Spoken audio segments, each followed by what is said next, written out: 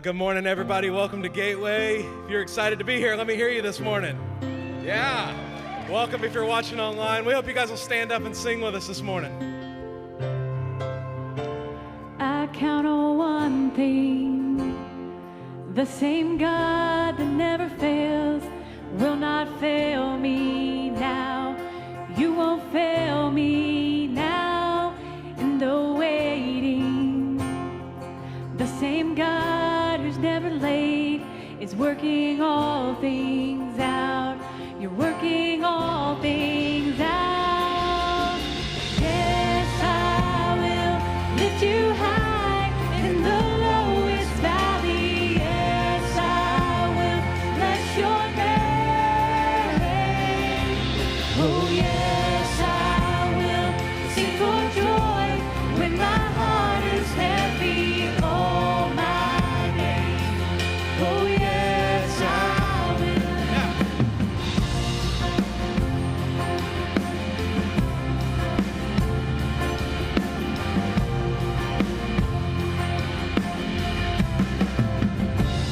I count on one thing. The same God that never fails will not fail me now. No, you won't fail me now in the waiting. The same God that's never late is working all things out. You're working all things out. Oh, yes, I will lift you high in the lowest valley. Yes, I will bless your name. Oh, yes, I will sing for joy when my heart is heavy all my days. Oh, yes, I will for all my days. Oh, yes, I will, and I choose to praise, to glorify the name of all names. And nothing can stand against, and I choose to praise, to glorify the name of all names. And nothing can stand against. Sing, I choose to and I praise. choose to praise, to glorify the name of all names. And nothing can stand against, and I choose to praise, to glorify the name of all names. And nothing can stand against. Oh, yes, I will lift you high in the lowest valley. Yes, I will bless your name. Oh, yes, I will sing for joy though my heart is heavy all my days. Oh, yes, I will for all my days. Oh, yes, I will for all my days. Yes, I will. Would you pray with me this morning? Jesus, we are so thankful to be back together, God. I'm so thankful for each volunteer that's in this room, each person that's watching online that was unable to join us this week, God. We are so excited and anticipating our grand opening next week, God. So I pray that you treat today as a filling station, God. Get us ready for what you have to do in this place. God, we are so excited. It is in Jesus' name we pray. Amen. You guys can grab a seat.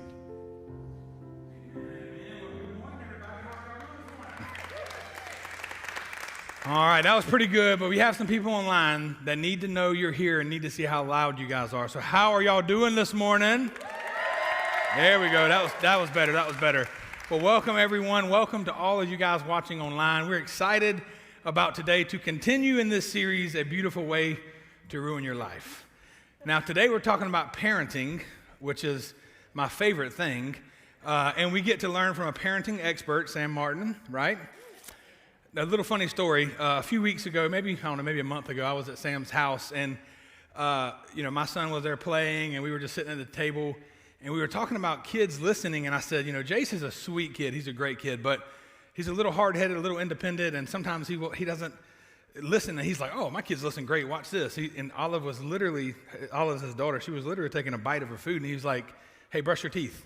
And she dropped the fork, and he was like, I'm just kidding. And I was like, that's impressive. Let me try. And I was like, Jace, put your shoes on when you're leaving. And he literally looked at me and said, no. And I was like, all right, I have a lot to learn. So I'm excited about today. No, I'm teasing, but that really did happen. But if you're in the room today is the volunteer service, all volunteers. We had a lot of volunteers at the first service. A lot of you guys are in this room right now. I know a lot of you are familiar faces. We're serving in the kids area, and now you're back here, and vice versa. But if it's your first time with us today, maybe you're a new volunteer and this is your first service, we want to welcome you. For those of you watching online, if it's your first time today, we want to say a special welcome to you. And I want to make sure everyone knows, everyone's tracking, next Sunday is the grand opening to the public, everybody back on. That's exciting, right? Can we hear some noise for that? Excited about that. So this is kind of our last gathering Sunday, making sure all of our teams and people are in place. So, but if it's your first time today, like I said, we want to welcome you. I want to point out our connection card. That's going to be right here on the screen for you guys in here, and at home you'll see that. This is a QR code, and the way this works, let me explain this because I know this can be a little overwhelming. You take out your phone, no matter if you have Android or iPhone, no judgment on which one. You pull up your camera app, and you literally hold your phone up to the QR code like you're going to take a picture, but you just hold it there, and it's going to capture that image, and it's going to pop up with the link.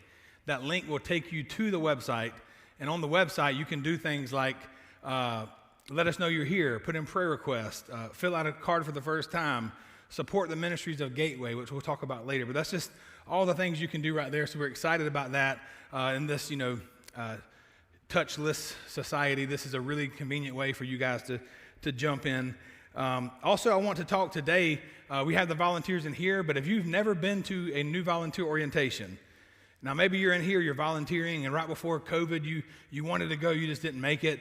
Or maybe during 2020 or early 2021, you come to one of the services or you've signed up and you've never been to a new volunteer orientation. If you don't know what that is a class we would have in the elementary room on Sunday mornings at 7:45. So if you've never come to the church really, really early for a class, you haven't been to new volunteer orientation. Today we're doing that at 4 o'clock. I looked at it on our Facebook page today. 3 days ago, it's like maybe 4 or 5 posts down, you'll see a post that says online new volunteer orientation. There's a link there to register. Once you register, it's going to give you the Zoom link to log in today to be in that new volunteer orientation. We're going to kind of do our onboarding and explain the heart of Gateway, why we do what we do, and the opportunity you guys have to partner with us there. So if you've never been to NVO, check that out today. Go on Facebook and register for that. Also, I want to highlight the Church Center app. We've talked a lot about the technology. The Church Center app will be up here.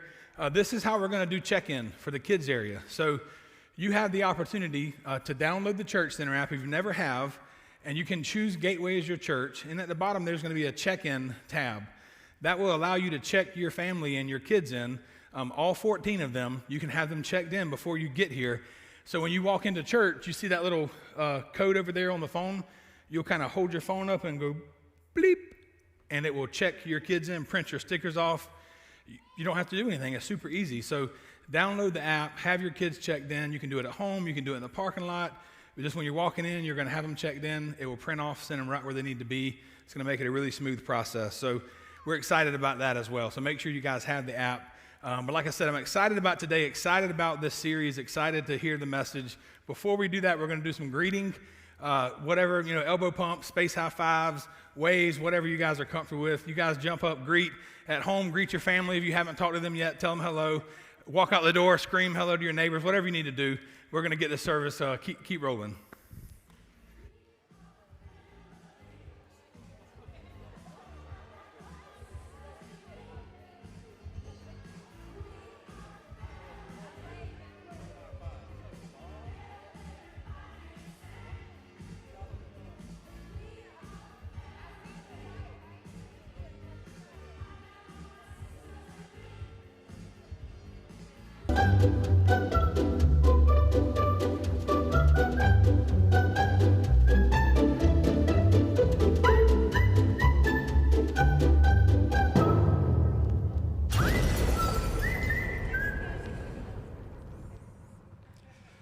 Well, good morning. Hey, everybody. How's it going today? Good. Well, it's good to see everybody in the room. It is good to see everybody online. Welcome to Gateway. I wanted to start real quick with today we have volunteers in the room, and it's exciting. I love it. And just like Jeremy said, next week we're grand open, right? It's all open, relaunch, reopening. Don't call it a comeback, all that stuff. Make sure that you come back next week if you feel comfortable. It's going to be a lot of fun. We'll obviously be online still, and so if you can't make it out of town or not comfortable, then log online, and we'll be online still too. But it's going to be a fun service next week. I'm looking forward to it. So anyway, let's get started for today because last service, I did like an hour and a half. So they asked me to speed up this service. I'm just kidding. They didn't. I didn't, and they didn't. That was all a lie. So rule number one in parenting, don't lie. See, that was whatever. Okay, I should stick to my notes. Here we go. So let's start with this. Let's start with Matthew 7, 13 and 14. We've used this verse in all 3 weeks now of Beautiful Way to Ruin Your Life. So I want to start with this because it sets up today's talk, I think, pretty well. So here we go. Enter through the narrow gate, for wide is the gate, and broad is the road that leads to destruction, and many enter through it. But small is the gate, and narrow is the road that leads to life, and only a few find it. So this is my prayer for Gateway, for all of us here in the room, for all of us online, however, wherever you are listening to the message or the messages this year, is that we will be the group of people who enter through the narrow gate, the small gate, the narrow road. Because that is where, only a few find it. Well, I want us all to be the few, part of the few, right? That is where we can experience what Jesus says, the life to the full. He says he has plans to prosper and not to harm and that kind of stuff. And so if we can focus on God's plan for our life, and today specifically focus on God's plan for our life in parenting, and how can we parent, and this isn't just for parents, it's not just for parents of new kids. This is for everyone. Just like the last couple of weeks, it's for everyone. There are principles that we'll talk about today that you can apply at work, you can apply all, in your marriage, all across the board. So don't tune out. But this is my prayer, that we take the principles from this message and from other messages, and we apply them to our lives so that we can be a part of that group that enters through the narrow road and the small gate, right? This is why we do what we do. This is why we have these messages about specific things, marriage and parenting and relationships and, whatever, finances or whatever it is that we talk about. Because I want us to grab a hold of these principles, and myself included, so that we can be what we need to be and make, God calls us to make disciples. And if we grab a hold of the principles that we talk about on Sundays, that's where we can set ourselves up to make disciples. That's it. So that's why we do what we do, so that we can all enter through, walk down the narrow road and the small gate. So let's get started with today. You're like, you've been talking for 5 minutes. We're not started yet? Okay, so a couple years ago, I can't remember, this is around 3 or 4 years ago or so, in my pursuit to become a better manager, just in general, I need to be a better person, I read a book called How to Manage Millennials. And the little tagline on that book said, not everyone gets a trophy. Now, I think I should point out, I will be generally speaking for the next couple of minutes about millennials, just for the next minute. So if you are a millennial, don't get your feelings hurt. Odds are this isn't you, okay? But anyway, here we go. So in the book, I was hoping, hey, just give me some nuggets. What can I do? Help me manage millennials a little better, right? Not because, Jeremy was on staff at the time and he's a millennial and I needed help because he's, the stereotypical. Jeremy's not the stereotypical. It's not. But anyway, I was just trying to, how can I be better, right? And so the book basically, let me save you the $12 I think I paid. Let me save it for you. Here we go. The book basically said, parents of millennials, for whatever, there's all kinds of different reasons, very complicated reasons, were unable to give their children what they needed to function in the real world as adults. Like, that's basically what the book said, okay? Now, generally speaking, again, millennials are very sensitive. I just want to make sure that I'm probably not talking about you. So here's what it said.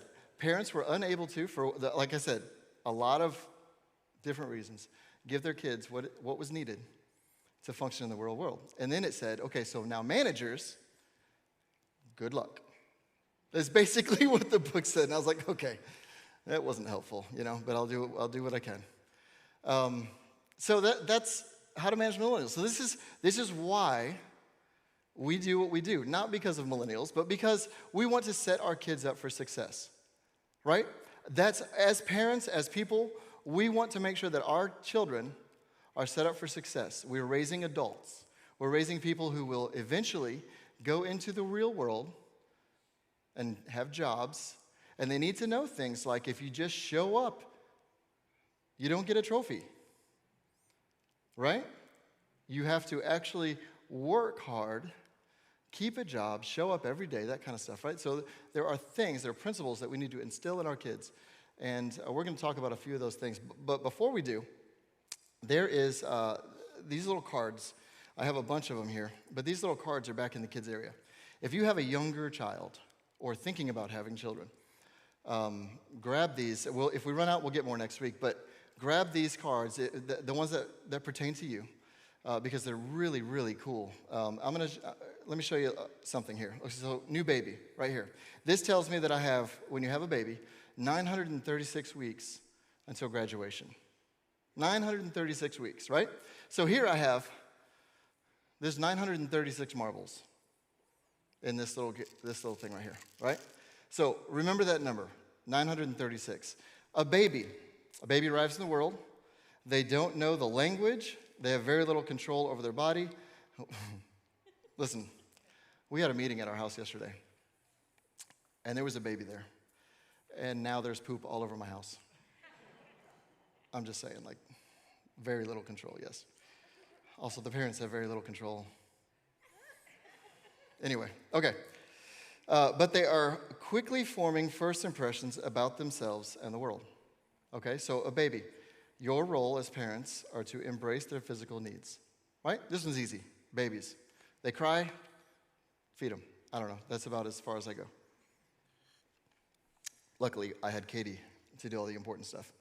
Okay, so I'm going to go through a couple more of these things. This is kind of cool. Okay, so we have a 1-year-old.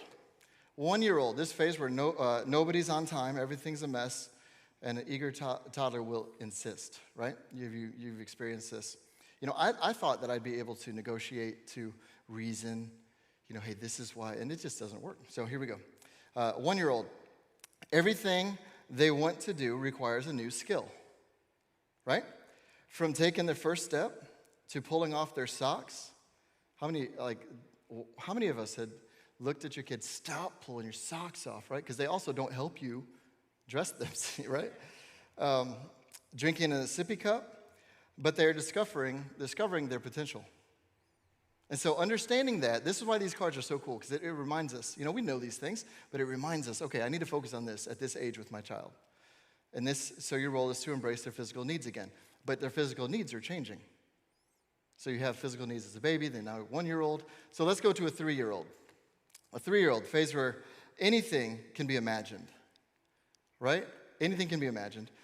Everything can be a game, and one curious preschooler wants to know, why, right? Stop asking why, would you be quiet for 5 minutes? But understanding and remembering, okay, this is normal, this is where we're supposed to be right now, okay? It's okay to throw a ball, but it's not okay to throw a rock. This is a life for a preschooler. It can be very confusing. You can hug your friend, but not squeeze his neck. Every day, preschoolers are learning new rules, and typically after they break them. Now, preschool, we have a 3-year-old here.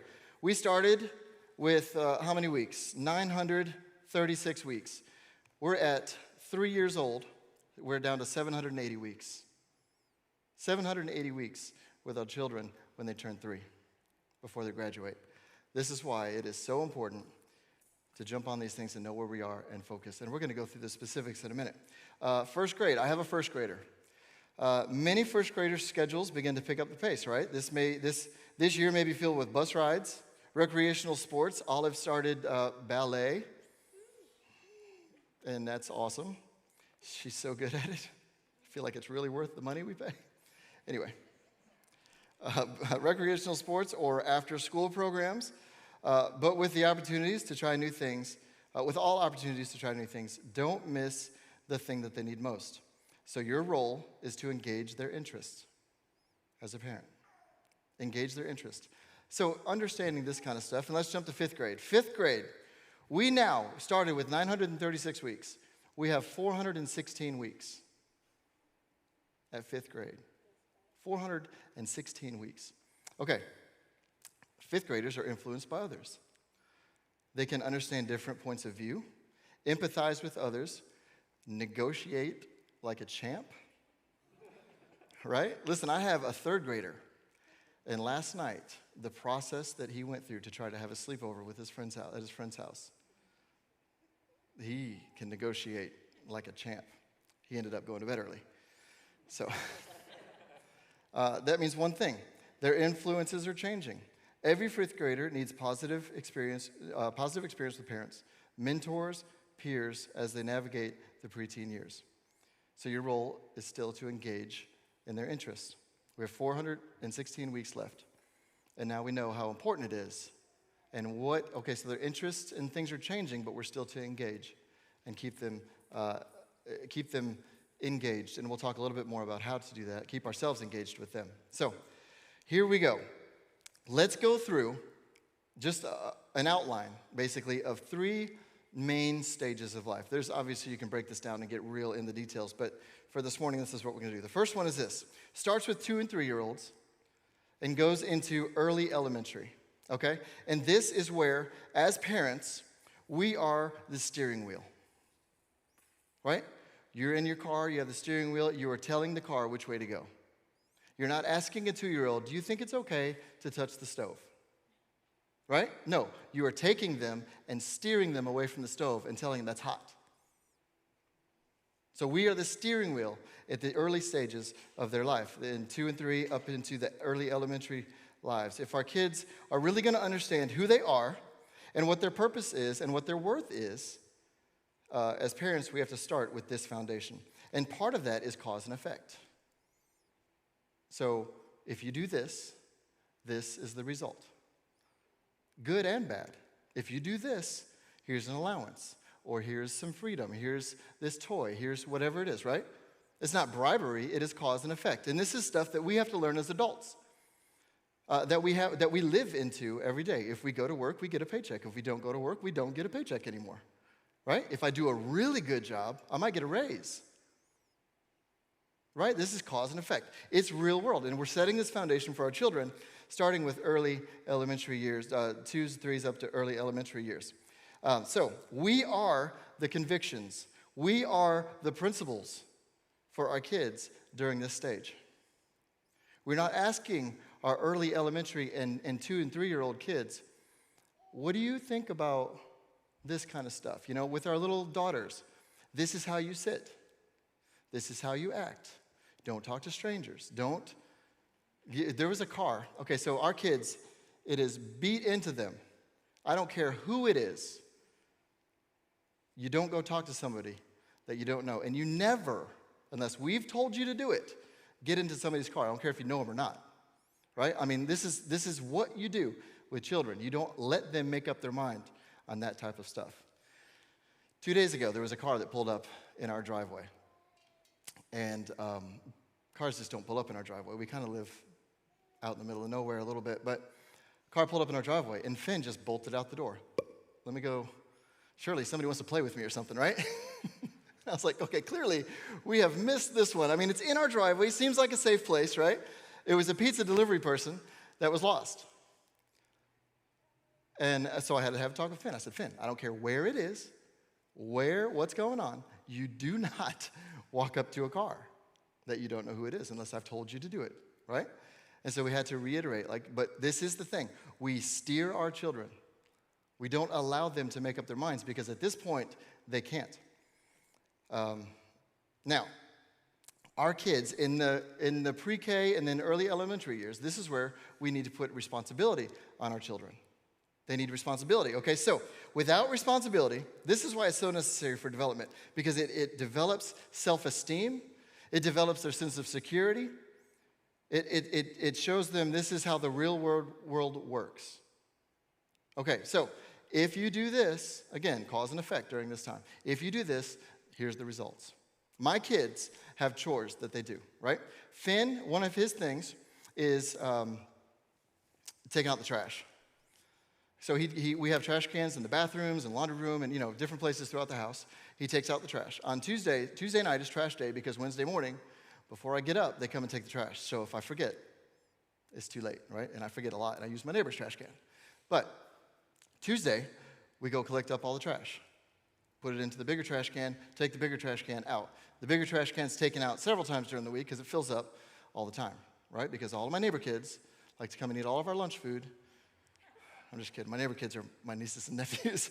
But anyway, it fills up. So Finn's job is to take out the trash. Now, Tuesday night comes around, and Finn has a lot of homework, or maybe a test that he's studying for. And it's trash day, and I see that he's kind of overwhelmed and he's got a lot to do. I can step in and I can take this trash, because here, let me show you where this is coming from. Galatians 6, 2 and 5. Galatians 6, verses number 2 says this: carry each other's burdens, and in this way you'll fulfill the law of Christ. The law of Christ: love God, love your neighbor. So we're teaching our kids love.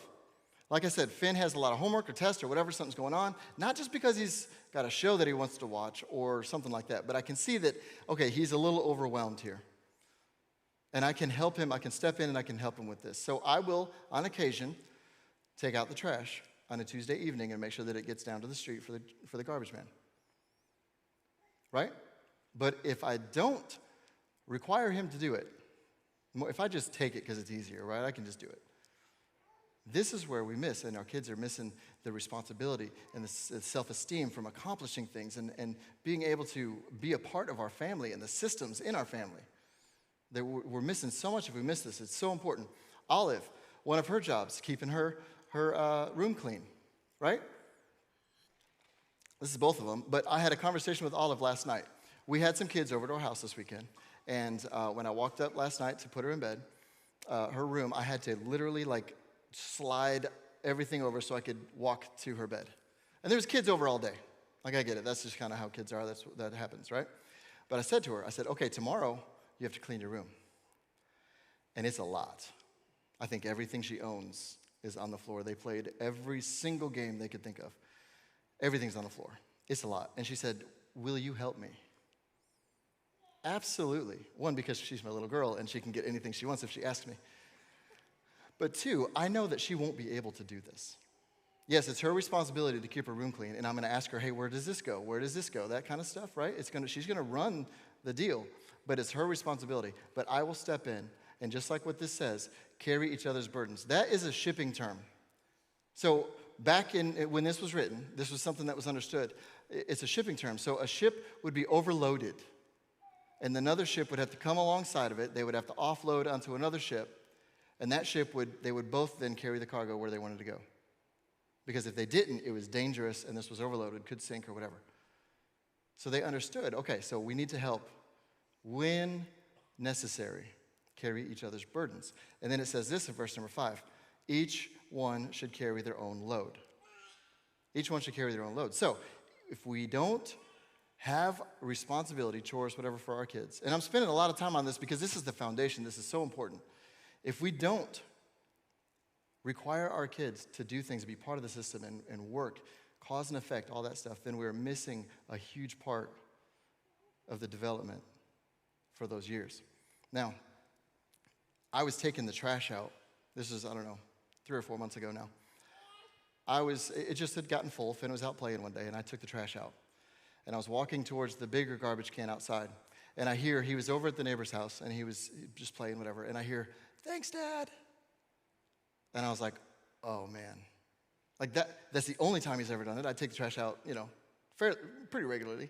It's the only time he's ever done that. So don't feel like I'm hey, just like I'm the champion of parenting. This isn't the case. But that day, it was oh, man, I won. Right? He understands this is his responsibility. But I was able to step in and take it out. And he yelled from across the way, thanks. That's huge. And so he knew that it was his responsibility. But we can step in, and we're not militant. We understand. when our kids need help or when they're just playing or whatever. We don't need to be the mean, jerks and stuff. But we also need to require them, this is your responsibility, this is your deal. It would have been just fine for me to call him in and say, hey, take out the trash. That would have been just fine. But also, it's my little kid, and we can give grace.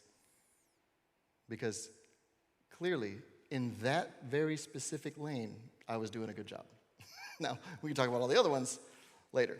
But here we go. And if we don't do this, if I tell him, hey, the trash is your job, and then I constantly do it, I'm always taking the trash out.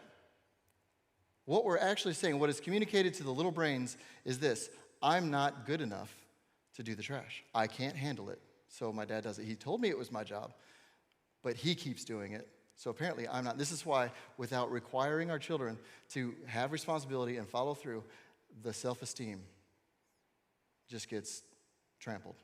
And we see this all the time, with kids and young adults. I mean, self-esteem is such an important part of who we are and being able to function, and we can miss it all the time. And a lot of times there's a lot of really good reasons, not good reasons, but there's a lot of reasons for low self-esteem and this false sense of security or not having security.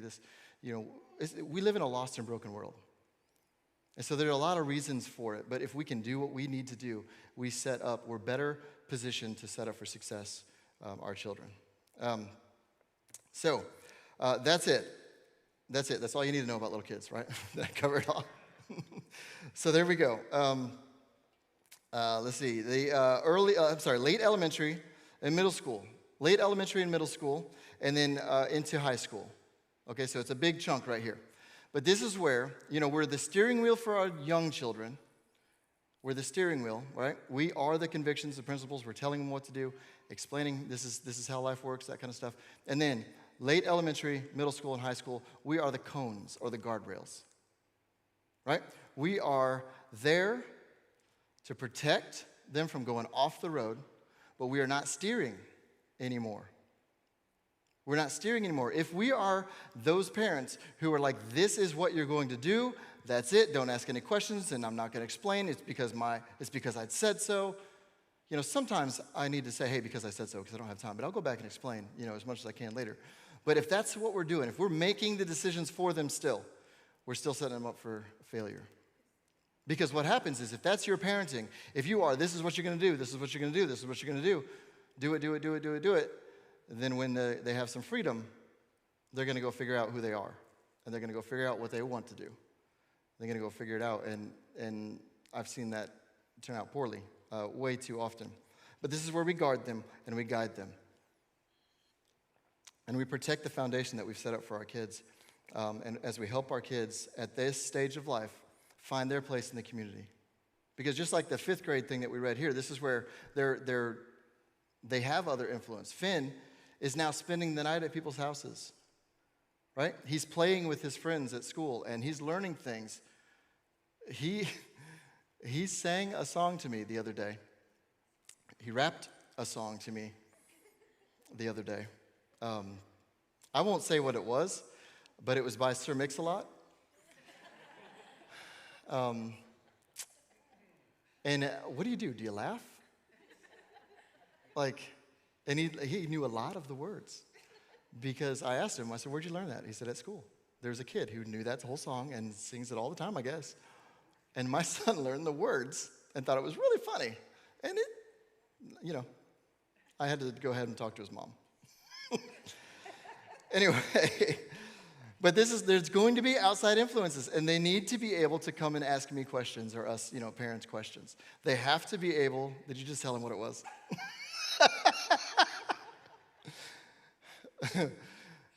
It's funny when it's not your kid. But they have to be comfortable. So if we're constantly just barking orders and this is what we're doing in this stage of life, they're not going to come to us. They're going to go to their friends. They're going to go somewhere else where it's less confrontational, right? So that's why it's important for us to guide them, to be the cones. We're there in place when needed. Right? We're there to stop them from harming themselves, stop them from going down the wrong road, that kind of stuff, when needed. But as best we can, we teach them how to think, and we don't think for them. So we're teaching them how to drive. We're not driving for them. We're asking them, do you think this is a good idea? Do you think this is a nice song to sing? Do you think, right? And so if they come up with these things on their own, then they're much more ready to be on the same page, right? They're ready. And so we're asking them, hey, is this a good choice? And there is still cause and effect. So you made this choice. So now here is the consequence. You made this choice. Here's what's going to happen. Positive and negative, right? Hey, I really appreciate when you said thank you when I was taking out the trash. Man, that was really cool. I appreciate it. And you know, that speaks volumes. If all they're hearing is, hey, I took out the trash for you. You know, or hey, you did this wrong, or hey, you did this wrong. No, positive and negative things need to be in place. This is where they start owning their own convictions and their own principles. And again, still with cause and effect, consequences, that stuff. But now, here's the problem with this stage of life is insecurity and the pressure to fit in make it so difficult to navigate through the middle school, late elementary, middle school, and high school years. There's a pressure to fit in. There's a pressure to, because of this strong pull to fit in and to be liked and to have that positive reinforcement from our peers. I'll tell you, in 6th grade, 5th or 6th grade now that I'm thinking about it, was the first time that I smoked a cigarette. I know, don't tell my mom. 5th or 6th grade was also the first time that I had my first warm Budweiser. 5th or 6th grade. Now, it was snowy. I lived up in Illinois, and so we packed some snow around it for a little bit, tried to cool it down, but we were so impatient, it didn't work. And I think that saved my life because it tasted disgusting. And so I didn't drink beer anymore. But I kept smoking because I wanted to look cool in front of my friends. And so it is so important for us to be able to have that open lines of communication, right? And I'm not saying we didn't have open lines of communication. My parents loved me. I had everything set up for me. But I made those decisions because for whatever reason, I wanted to fit in. I had low self-esteem. And I wanted to fit in more than I wanted to not smoke, I guess, Now, it didn't last very long because also I thought that was too gross. But I fought through it because I wanted to fit in. I wanted to look cool. So, this is why these open lines of communication, this teaching kids to learn from themselves and understanding the pressure in these years to fit in. So now, I'm not coming with a lot of answers because we have, 75 different situations in this room and 75 different situations online. So I don't have a lot of specific answers, but I hope what I'm doing today is I'm kind of, hey, okay, here's where we are. This is the stage of life that we're in.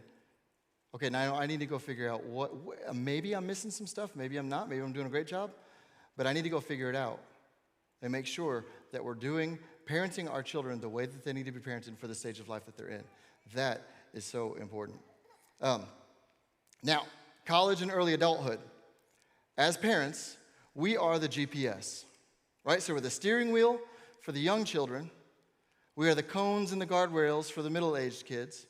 And then college and early adulthood, we're the GPS.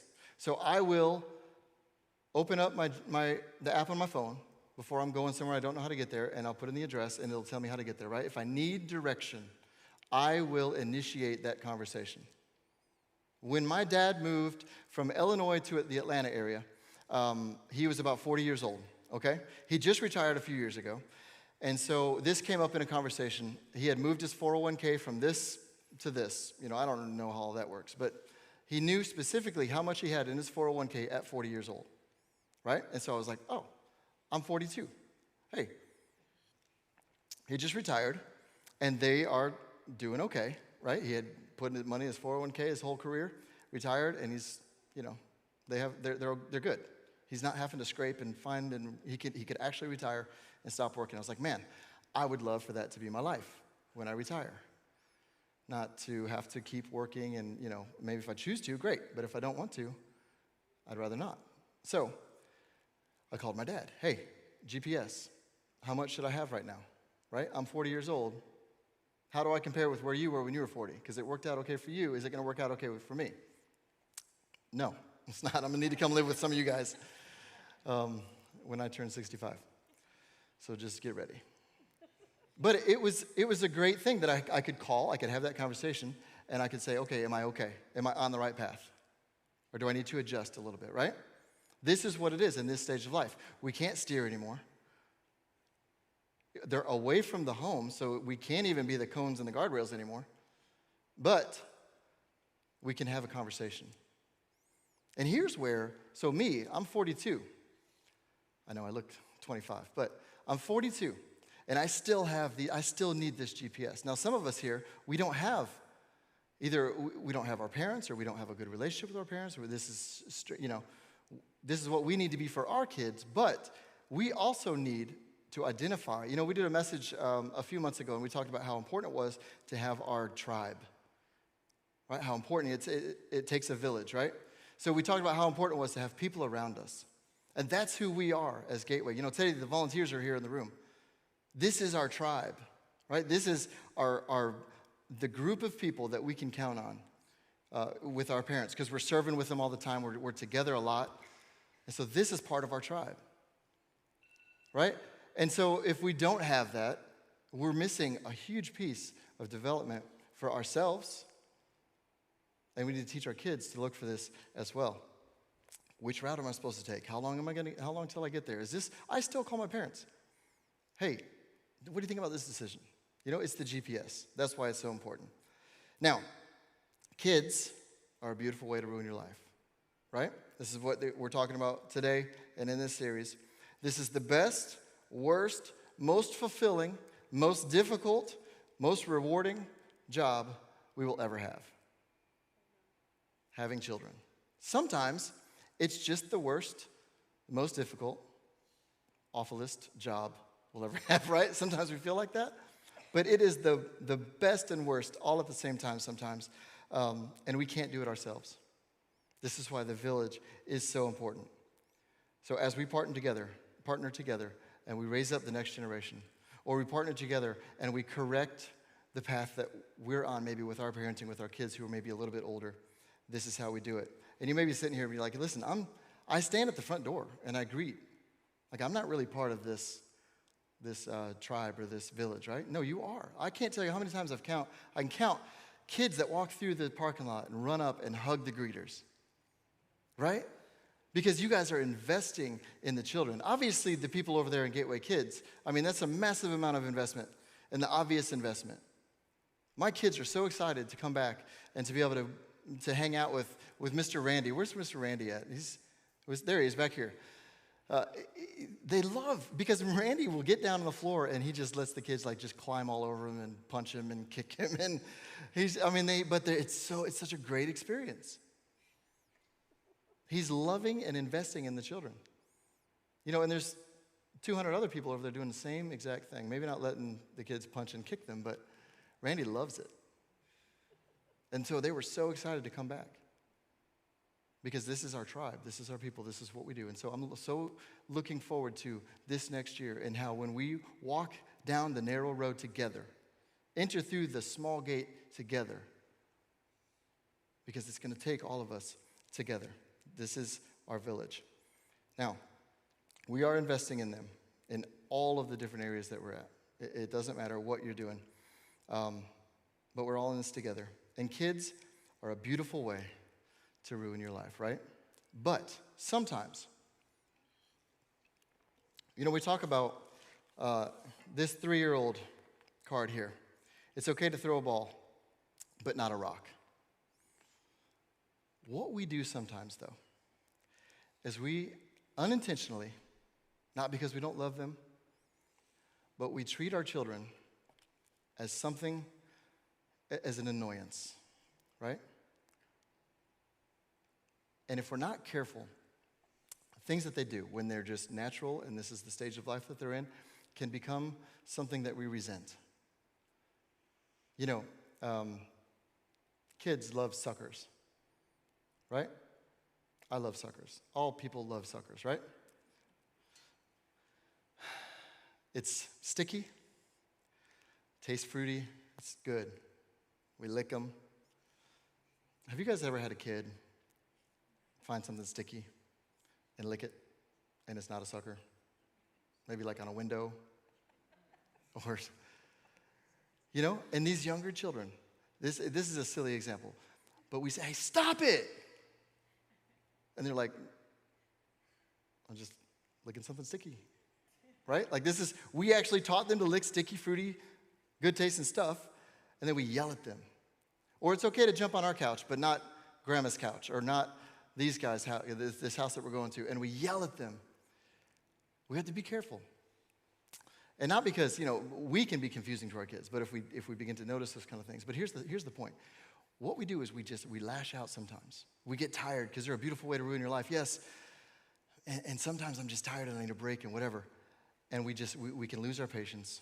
And if we're not careful, we can see them as something that gets in the way. We've been talking about this scripture. We should be crucified with Christ, and therefore we no longer live, right? We're laying down our lives, laying down our selfish ambitions to do what he has called us to do. God has called us to make disciples. God has called us to invest in and to invite those around us into a growing relationship with Jesus Christ. And my goal, what I'm trying to do, is my little family here, make this a machine that is making disciples. And so every decision that we have to make should have that in the background. Okay, is this the direction that we need to do, the direction we need to go in order to better equip my family to make disciples? How should I parent my kids? How should I guide my kids? How should I have conversations with my kids so that we're setting this family unit up to be better equipped to make disciples? So it changes priorities. But unfortunately, sometimes we see this as just like it's something that gets in the way of what we want. And it's not just our kids. It is our spiritual walk. We're going to sit down and we're going to read this chapter of the Bible because we have to. We're going to do things with our kids because we have to. We're going to do things at work because we have to. Instead of, hey, you know what? This is an opportunity for me to invest, slow down a little bit, have a conversation, learn what my kid needs. This is an opportunity. I'm not just checking a box. I'm not just raising this kid till they're 18 and then they got to go, right? I am building a disciple-making machine because that is who God has called us to do. And I'm excited about what this looks like in Gateway over the next year. Not just with parenting, but with everything that we do. Everything go through that filter of, is this the best use of God's resources?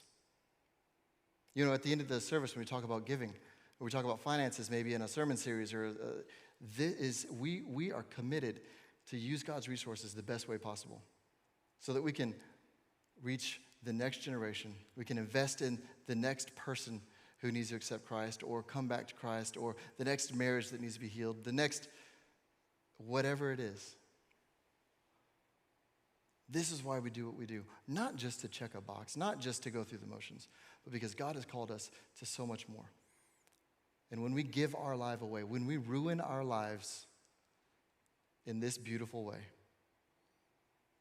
we gain so much more. That life to the full, that peace that we don't understand. We're part of something bigger than ourselves. That is the beautiful part of a beautiful way to ruin your life. So don't give up. Keep going, keep fighting.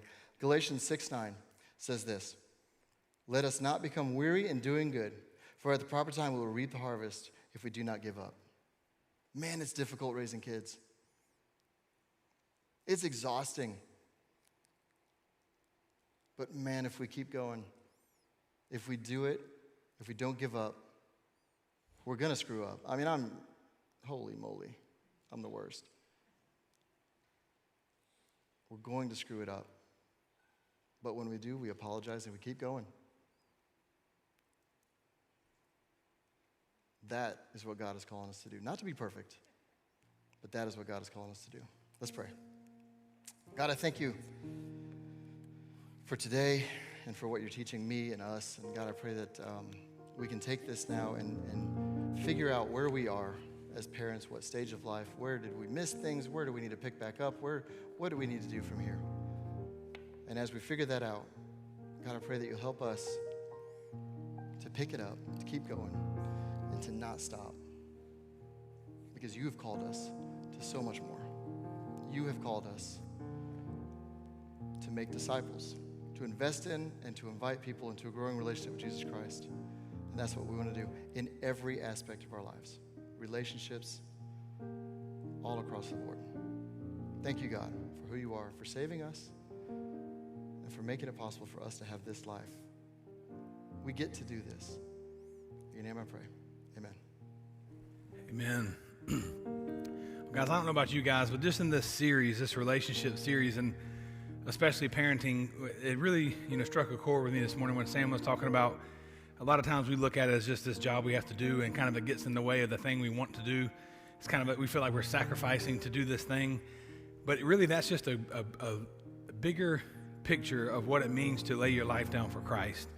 I think back, like when I think about parenting, and I think about when I finally, surrendered and got involved with the church and really gave my life to Christ, and I had to think all the things that I thought was fun and all the things I want to do, I need to give those up and lay those down so I can do this new thing. Or when I started volunteering, all the things that I would do in this other service, I'm going to lay those down and I'm going to do this new thing. And you think you're just jumping into this new thing, but it's all a greater picture of servanthood. It's what Christ taught us in marriage and in parenting and joining with the body. It's laying down ourselves and stepping into something bigger for other people. It's not about us, it's about them. When you're serving, it's not about you, it's about them. When you're parenting, it's not about us, it's about them. And I think Christ continually calls us to die to ourselves and speak into the community. And I couldn't imagine, you guys know I have JC's 3, Oakland's on the way. I couldn't imagine parenting without you guys. I watch you guys and I see what you do, whether it's in person or online, looking at pictures, and I can't imagine not being a part of a body, not having this tribe. This morning or yesterday, I told Jace we were coming to church, and he gets to go, see his friends at Gateway Kids, and he literally went, wee, like this. He was so excited.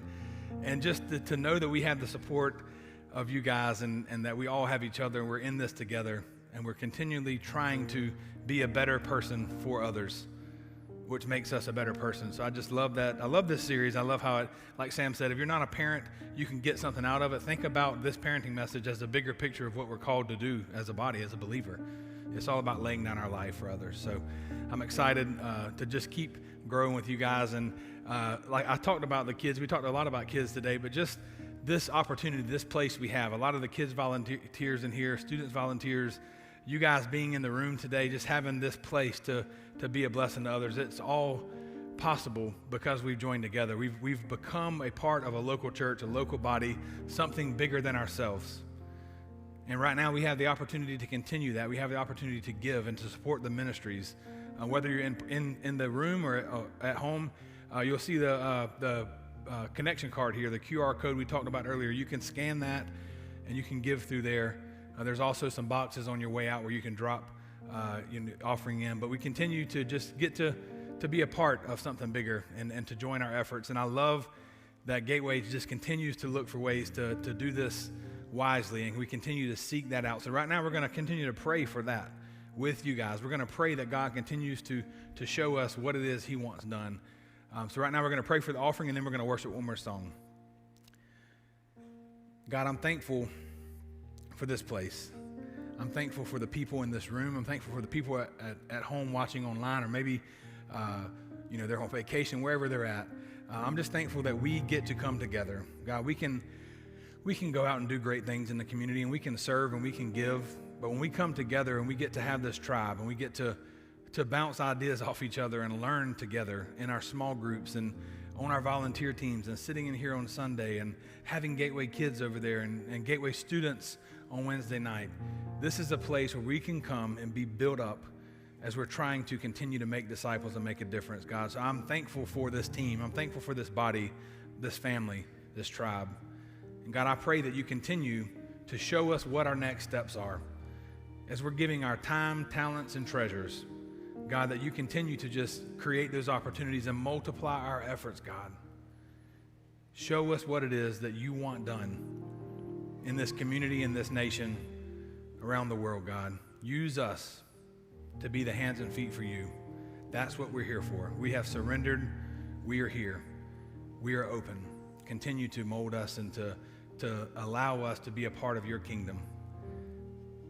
Thank you, God. Amen. If you guys would worship with one more song.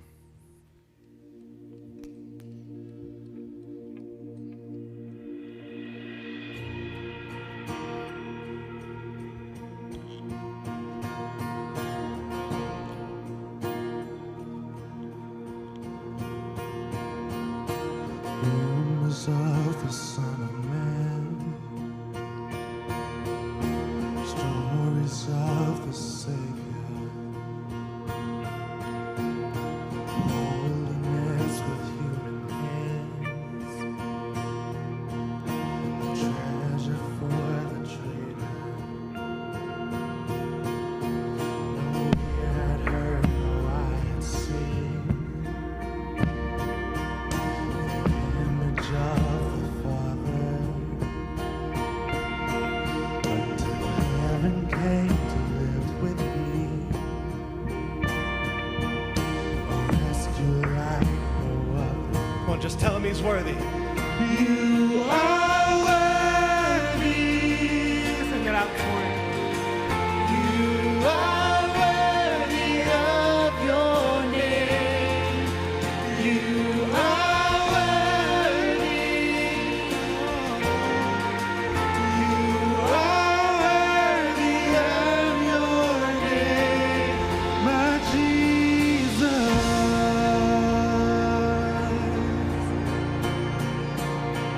You did not speak, you made no sound. You died for your accusers. That's us. And as your blood fell to the ground, Yeah. you redefined my future. But that's not where the story ends. And all the day that you rose, the darkness ran for cover. For the King of Kings has claimed his throne. Now until forever, you are worthy. Oh, you are worthy of your name. You are worthy. You are worthy of your name, my Jesus. This part just tells him who he is to us. Sing this with us. You're my other, my maker, my ransom, my savior, my refuge, my hiding place. You're my helper, my healer, my blessed redeemer, my answer, my saving grace. Oh, it didn't end there. You're my hope in the